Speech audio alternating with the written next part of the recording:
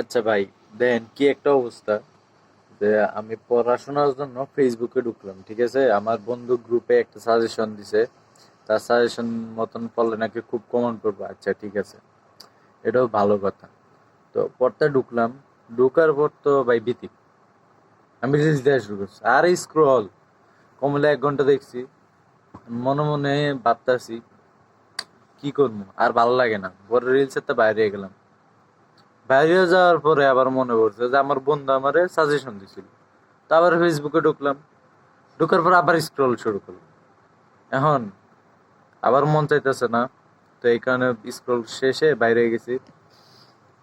বাইরে যাওয়ার পরে মনের দুঃখ কারে কমো, মনের দুঃখ কার লেগে ভিডিও করতেছি, এই যে রিলস স্ক্রল ভাই, মানে কি একটা অবস্থা। ঠিক আছে, পড়ার লাগে ঢুকছি ফেসবুকে, সাজেশন নেওয়ার লাগে।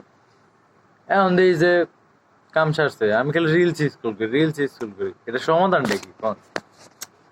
মানে মাথায় ধরতে আসে না, একটা বুদ্ধি টুদ্ধি দেন।